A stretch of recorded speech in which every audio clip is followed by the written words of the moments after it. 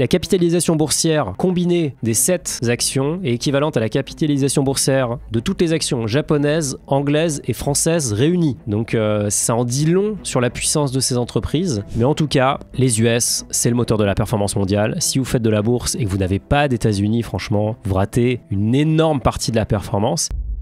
Bonjour à tous, bienvenue dans une nouvelle analyse de patrimoine. Aujourd'hui, je vous emmène chez un profil plutôt débutant, encore étudiant, qui vient de se réorienter. C'est parti. Du coup, il était en STAPS, il est passé en développement web, notre alternant ici. Patrimoine brut 33 000 euros, patrimoine net 30 000 euros. Pas mal de livrets, on va regarder ce qu'il y a dedans. 12 000 euros d'actions, c'est déjà vraiment pas mal. Un petit peu de compte bancaire, un petit peu de crypto. Un patrimoine déjà bien monté pour quelqu'un qui a même pas encore débuté dans la vie active. Alors profil, célibataire 26 ans, réorientation, ce que je vous disais, après l'obtention d'une licence STAPS Management du sport, je suis maintenant étudiant en alternance 3e année de BUT informatique, développeur web, back-end, front-end. Alors qu'est-ce que ça veut dire back-end, front-end? Back-end, c'est ce qui permet de faire fonctionner, on va dire, une application, c'est tout ce qui se passe derrière la scène. Le front-end, c'est tout ce que vous voyez, tout ce avec quoi vous interagissez, c'est les interfaces utilisateurs pour simplifier. En tout cas, bravo de t'être réorienté. Je pense que ton salaire du coup, ou ton espérance de salaire a énormément augmenté. Le développement informatique, c'est quelque chose qui est très demandé. Donc ça devrait beaucoup t'aider dans ta carrière. D'ailleurs, j'avais fait une vidéo dans laquelle je comparais les salaires en sortie d'études. C'est vrai que ça reste un facteur important. Si vous allez dans un métier qui est très demandé, vous allez forcément pouvoir augmenter vos salaires et donc forcément votre taux d'épargne et donc votre patrimoine. Salaire, 1 350 euros par mois, augmentation à 1 750 par mois à partir de février 2024. Donc normalement, tu devrais être augmenté là. Objectif, je dépense peu, donc je veux profiter de ma capacité d'épargne pour investir mon argent. J'aimerais débloquer 50 000 euros d'ici quelques années pour aider à payer les travaux de la maison de mes parents. Top, c'est louable. Stratégie, donc tu nous as partagé un cash flow qu'on regardera juste après. Tu as un crédit de 3 000 euros à 0%. J'imagine que c'est un crédit étudiant, enfin un prêt étudiant. Je ne sais pas ce que tu as fait avec, on va regarder. Livret A, le classique. LEP, le classique. Si vous regardez la chaîne, celui-là vous le connaissez bien. Je rappelle que c'est un peu le number one parmi les livrets. Si vous êtes en tout début de carrière ou que vous avez un petit salaire, il y a 99% de chances que vous êtes éligible. Si vous avez un gros salaire, vous pouvez oublier. Pourquoi il est intéressant? Parce que le taux est très intéressant. Alors il est de 5%, il vient de baisser. Voilà, c'était à 6, c'est passé à 5. Pour regarder là les anciens taux, c'était à 6,1 même à un moment. Là ils ont juste oublié de mettre à jour parce que c'était à 6 entre temps. Mais en tout cas c'est un super livret et donc tu as bien raison de l'utiliser. J'ai commencé à investir en novembre 2023 sur un PEA Boursorama Banque via des ETF, ok. J'ai revu ma stratégie et j'hésite encore sur le pourcentage pour chaque ETF en particulier, sur la place que devrait prendre le Nasdaq 100. Nasdaq 100 c'est quoi? C'est l'indice technologique et donc c'est les 100 plus belles boîtes technologiques américaines. C'est vrai qu'on en parle moins, mais on va voir qu'en fait le Nasdaq 100 c'est peut-être celui qui devrait être numéro 1 dans vos patrimoines, si en tout cas vous êtes prêt à prendre des risques, parce que c'est beaucoup plus risqué que le S&P 500, le MSCI World. C'est beaucoup plus focus ou axé sur un secteur, à savoir la tech. J'investis tous les mois lorsque je reçois mon salaire, mais j'ai aussi commencé à déplacer mes économies de mon livret vers mon PEA. Je compte le faire sur plusieurs mois pour lisser mon entrée. Tu fais du dessert en gros. Ok. Au début, t'étais sur un MSCI World. Au début, tout allait bien. Maintenant, t'es passé en Nasdaq 100, S&P 500, Eurostock 600, MSCI Emerging Asia. Je mets aussi un petit peu en crypto sur Ethereum via Finari Invest. Trop bien. Mais pas plus de 5% de ma capacité d'épargne. C'est logique. C'est très cohérent. Ma capacité d'épargne devrait être à environ 900 ou 1000 euros par mois à partir de février. Alors c'est énorme. Je lisais une étude là qui disait que l'épargne moyenne des Français c'était 250 euros par mois. Toi, tu as 26 ans, tu es déjà à 4 fois plus. Franchement, bravo. Alors, question, est-il grave de combiner le S&P 500 et le Nasdaq 100? Alors, tu vas voir qu'il n'y a pas de choses qui sont graves à ce niveau-là, puisqu'on est dans l'optimisation, tu n'es pas dans le choix structurel, tu as déjà fait des bons choix en fait avec ce que tu décris. Donc, optimisation, donc on va voir si c'est intéressant. Je sais que les deux ETF sont fortement corrélés, mais j'aimerais aller chercher de la performance avec les valeurs technologiques américaines du Nasdaq, mais j'ai peur que sur le long terme, la tendance soit différente. Je pense que j'ai cette réponse dans les commentaires absolument tout le temps. À l'avenir, tout va changer. On ne peut pas prendre le passé comme valeur faciale. Alors c'est vrai, performance passée ne présage pas performance future, mais il y a quand même des choses intéressantes à apprendre en regardant dans l'histoire. En tout cas, je vais te répondre.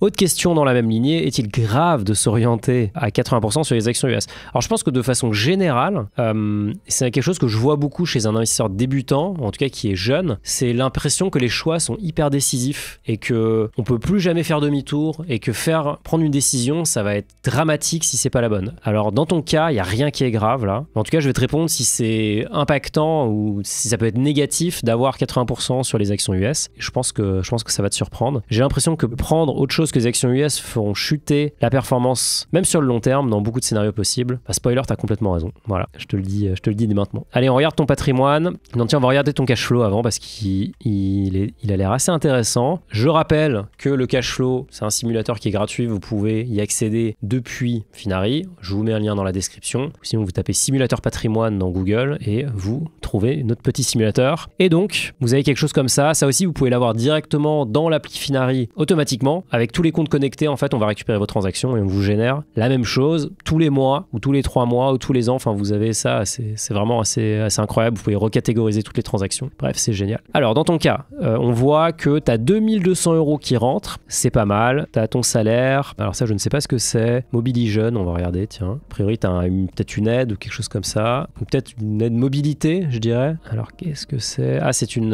aide de logement. Bah voilà, c'est les gens qui sont en alternance, comme toi, qui ont une aide. Donc, très cool. Les APL, évidemment, et la prime d'activité. Ok. On aime bien les aides en France, quand même. Hein. Au lieu de baisser les charges, on monte les aides. Au lieu de baisser les impôts, on monte les aides. Mais bon, ça, c'est un peu un classique. Je pense que vous m'avez déjà entendu parler de ça. Je pense qu'on devrait justement faire l'inverse. Voilà. On devrait baisser le coût du travail. On devrait encourager la mobilité sociale plutôt que tout le temps donner des aides pour tout. Aujourd'hui, en France, il faut savoir qu'un chef d'entreprise comme moi, il va pas embaucher dans certains cas parce que c'est tout simplement trop cher. Embaucher en France, c'est plus cher que dans 90% des pays en Europe. C'est beaucoup plus cher que chez tous nos voisins. Je pense qu'il y a que le Norvège qui nous bat en termes de charges sociales. Tout ça, ça a un coût forcément, donc ça baisse notre compétitivité. Alors même si on a plein d'aides, en fait, ça se paye.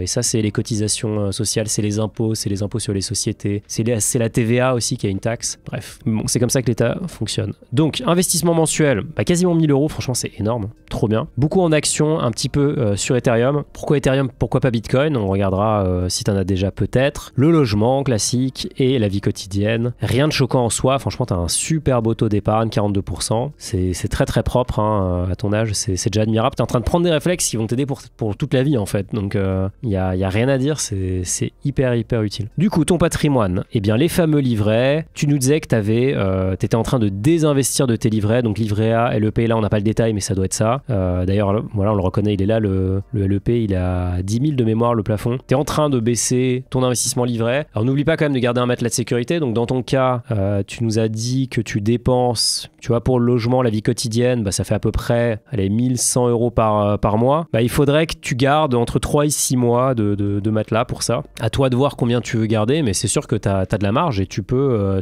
investir un petit peu plus, surtout que tu es jeune et que tu as des revenus qui a priori sont quand même intéressants. En quoi tu investis? Et je pense qu'il y a la plupart des questions qui tournent autour de ça. Donc déjà on voit que tu es très exposé aux États-Unis ici, 70%, et quand on regarde dans le détail, forcément tu n'as que des ETF, le Lixor Nasdaq 100, le S&P 500, le MSCI World, donc très US, et après un petit peu de France, d'Allemagne, enfin le reste de l'Europe. Donc plutôt, d'ailleurs on voit que tu n'as pas de dividendes. Alors si vous vous posez la question de savoir pourquoi cette personne n'a pas de dividendes, c'est parce qu'en fait ces ETF, alors déjà il a le Nasdaq 100, qui doit payer des dividendes maintenant quand même, mais ça doit être un ETF capitalisant, c'est-à-dire qui réinvestit les dividendes dans la valeur de la part, et ça c'est vraiment les meilleurs ETF pour créer de la richesse sans rien faire si vous n'avez pas besoin de revenus passifs, parce que au lieu de vous distribuer le dividende, il est réinvesti et donc en fait vous profitez des intérêts composés automatiquement. Donc dans ton cas, la première question que tu te posais, c'était de savoir si c'était grave d'avoir le Nasdaq plutôt que le S&P. Alors je suis allé voir plusieurs documents que je trouvais assez intéressants. Le premier document qui est publié par nos amis de Nasdaq, donc légèrement biaisé, mais bon, en même temps, c'est les données financières, a priori, il n'y a pas grand-chose à biaiser ici. En tout cas, eux, ils ont un prisme très clair pro-Nasdaq.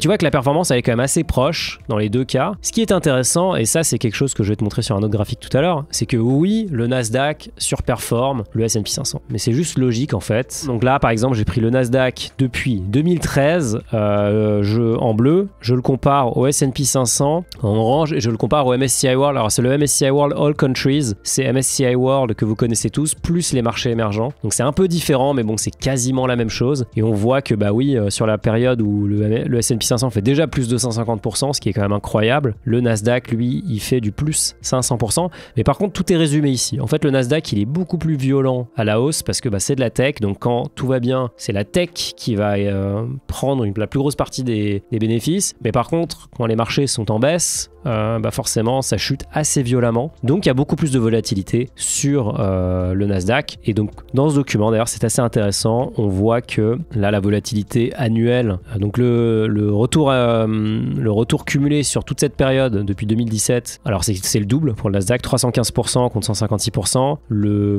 rendement annualisé, bah on est à 13% pour le Nasdaq contre 9% pour le S&P 500, donc c'est beaucoup. On me dit souvent que les taux de rendement passés seront très différents des taux futurs, mais là moi j'utilise même pas 9% par an, j'utilise souvent 8%. Pour le Nasdaq on est à 13%, donc c'est vraiment énorme. On voit que la volatilité est quand même supérieure en moyenne, mais elle n'est pas non plus complètement déconnante par rapport au S&P. Et surtout qu'en fait si on fait un calcul là, si on ajuste le rendement à la volatilité, on voit qu'en fait le Nasdaq est probablement un meilleur rendement, enfin un meilleur couple rendement-risque, parce que on paye pas beaucoup plus de volatilité pour une performance annuelle qui est largement supérieure. Et c'est ici, je crois qu'il le disait, c'est qu'on voit qu'en fait les deux sont corrélés en termes de volatilité à 93%. Donc ça peut être intéressant de faire du Nasdaq, oui, parce que le Nasdaq est plus performant, il y a quasiment la même volatilité et a priori, historiquement, on a largement surperformé. Donc dans ton cas, vu que tu es jeune, tu pourrais peut-être décider de surpondérer le Nasdaq, voire de complètement d'être uniquement sur le Nasdaq et pas sur le S&P 500. C'est une possibilité. Maintenant, dans une optique de diversification, c'est vrai que c'est intéressant d'avoir les deux. Quoique, parce que dans ton cas, tu vas quand même avoir certains titres qui sont dans le Nasdaq et dans le S&P 500. Donc, ce qui pourrait être intéressant, c'est de faire que du Nasdaq 100 sur les États-Unis et peut-être de faire de l'Eurostock 600, par exemple, pour l'Europe. Mais donc, c'est pas grave. Tu as bien identifié que c'était plus rentable normalement de faire du Nasdaq. Maintenant, qui dit plus de rendement dit aussi plus de risque. Il y a un autre point qui était intéressant. J'ai regardé la performance du S&P 500 par secteur. D'ailleurs, c'est quelque chose que tu peux voir aussi sur Finari. Tu peux avoir les différents secteurs. Ici, là, on regardait les pays. Mais si tu vas ici, hop, tu vas voir les secteurs auxquels tu es exposé. Donc toi, évidemment, tu es très exposé à la tech, 33%. Mais si tu n'étais que Nasdaq, tu serais beaucoup plus exposé. Et ce qui est intéressant sur ce site, c'est qu'on voit que sur 5 ans, c'est la technologie, voilà, la technologie qui produit la grosse partie quand même, enfin qui fait de loin la plus grosse performance. Donc on voit les 64 titres du S&P 500 qui sont dans le secteur tech, on fait une performance de plus de 100%. C'est de très loin la meilleure performance. En fait, ce qui tire la performance du S&P, de toute façon, c'est la tech. Donc, vu que c'est la tech, tu as peut-être tout intérêt à aller carrément que sur un indice tech. D'ailleurs, ça va tellement loin que, en fait, si tu regardes dans le détail du Nasdaq 100, tu vas te rendre compte que ceux qui font vraiment la performance, c'est ce qu'on appelle les Magnifiques 7. Alors, on va regarder la liste. Ce qui est assez dingue comme statistique, c'est que ces actions-là, alors évidemment, vu qu'on est en Europe, on a plein de cookies. Les Magnifiques 7, ils sont là. Donc, tu as Nvidia, Meta, Amazon, Microsoft, Apple, Alphabet, Tesla. La capitalisation boursière combinée des 7 actions est équivalente à la capitalisation boursière de toutes les actions japonaises, anglaises et françaises réunies. Donc,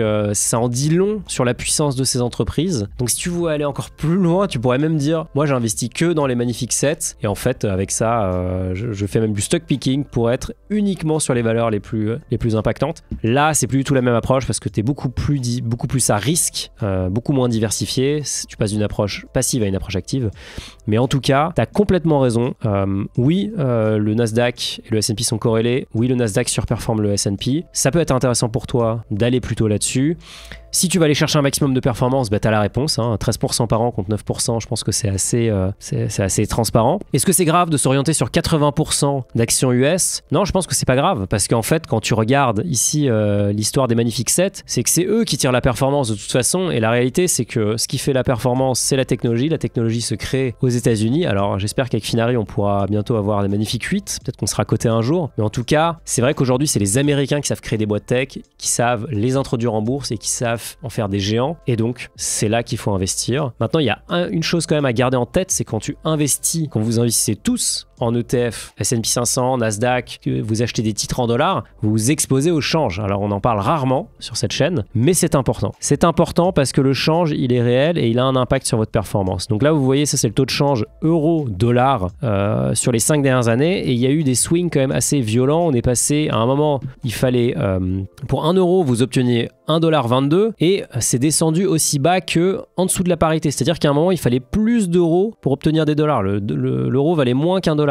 C'était fou. Là, on est revenu dans des territoires un peu plus connus, mais on est quand même à 1,07 et il y a des variations. Donc forcément, si vous investissez en dollars, vous avez la performance du marché que vous achetez, mais que vous le vouliez ou non, vous allez avoir la performance de l'euro-dollar en plus. Donc si vous avez investi à un moment où l'euro-dollar était très faible, enfin le dollar était très faible et qu'il a énormément augmenté, bah, tant mieux pour vous si vous étiez investi dans les Magnifiques 7 ou dans le S&P 500, vous en avez profité. Par contre, à l'inverse, quand le dollar baisse, eh ben, vous avez une performance négative. Donc vous pouvez vous hedger, il y a des façons de se couvrir contre le risque de change. Maintenant, il y a pas mal d'études qui montrent que les ETF couverts, c'est pas vraiment nécessaire, en fait, ça apporte pas grand chose. Donc je pense que surtout pour un investisseur individuel qui commence, c'est pas nécessaire d'avoir ça dans son arsenal. Mais en tout cas, les US, c'est le moteur de la performance mondiale. Si vous faites de la bourse et que vous n'avez pas d'États-Unis, franchement, vous ratez une énorme partie de la performance. Et c'est tout à fait possible de faire que les US. Et d'ailleurs, peut-être que je révélerai mon portefeuille bientôt. Si on atteint les 100 000 abonnés, j'ai lancé un challenge. Donc si vous voulez qu'on atteigne ce challenge, vous vous abonnez. Je crois que la date, c'est le 15 avril. Si on atteint les 100 000 abonnés d'ici le 15 avril, je dévoilerai mon portefeuille dans lequel vous verrez que je suis très surpondéré aux US parce que je crois énormément et quand j'investis en bourse, moi je préfère largement investir dans les valeurs US et d'ailleurs je fais plutôt du stock picking en Europe, même si j'en fais pas beaucoup. Allez, on continue. Ah oui, d'ailleurs, ce qui était intéressant, c'est que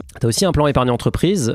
Donc ça, c'est un outil qui est hyper puissant, qui vous permet de vous faire abonder par votre employeur et donc concrètement, vous allez déposer une certaine somme et l'employeur va lui aussi mettre une certaine somme. Il peut abonder jusqu'à 3 fois le montant que vous avez déposé. Donc c'est une façon très pratique de créer de la richesse grâce à votre épargne salariale. Donc si vous ne connaissez pas ce dispositif et que vous bossez dans une grande entreprise, il y a quand même de fortes chances que vous laissez l'argent sur la table. Donc allez-y, regardez ça, c'est vraiment très facile d'accès. Tu as un emprunt, tu me dis pas ce que tu fais malheureusement avec ça, ça aurait été intéressant. Les comptes bancaires classiques, il n'y a pas beaucoup de cash dessus, donc ça c'est plutôt bien dans une optique d'investissement évidemment. Et enfin, tu as de la crypto via Finari Invest. Ah bah tiens, depuis tu as acheté du Solana.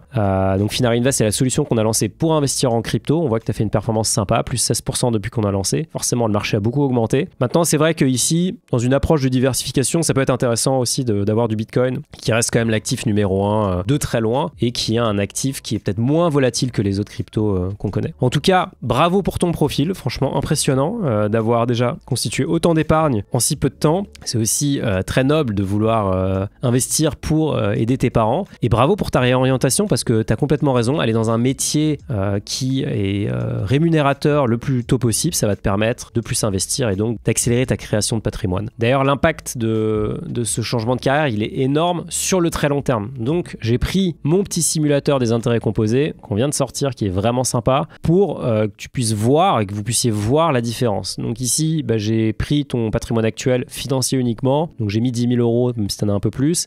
Donc, si tu investis 1 000 euros par mois, ce qui est ton cas actuel, sur 40 ans, tu es à 1,9 million. Maintenant, avec ton changement de carrière, selon les stats qu'on a trouvés, la différence entre un STAPS et quelqu'un qui est développeur informatique, en salaire, c'est au moins 500 euros de plus par mois pour le développeur. Donc si on dit que tu réinvestis tout, évidemment c'est un exemple, sur 40 ans, on voit tu passes de 1,9 million à 2,8 millions au bout de 40 ans. Avec un taux d'intérêt qui est quand même assez raisonnable. Après, voilà, si tu veux jouer, tu mets 8%, ça c'est beaucoup plus et ça va très très vite, c'est exponentiel. Donc c'est assez hallucinant, ça montre la puissance des intérêts composés. Si vous voulez utiliser le simulateur, vous pouvez aller sur Google, vous tapez calculatrice intérêts composés. On vient de le lancer, du coup il est un peu bas dans Google, donc si vous voulez nous aider, vous le tapez dans Google, vous scrollez et vous cliquez sur le résultat Finari et ensuite vous pourrez voir avec vos propres yeux l'intérêt et la puissance de ce que Einstein appelait la 8e merveille du monde. Bon, apparemment, je pense pas qu'il l'ait vraiment dit, mais en tout cas c'est sympa de penser que Einstein aimait les intérêts composés. J'espère que ça t'a aidé, j'espère que ça vous a aidé. Si vous voulez que j'analyse votre patrimoine, le lien est dans la description.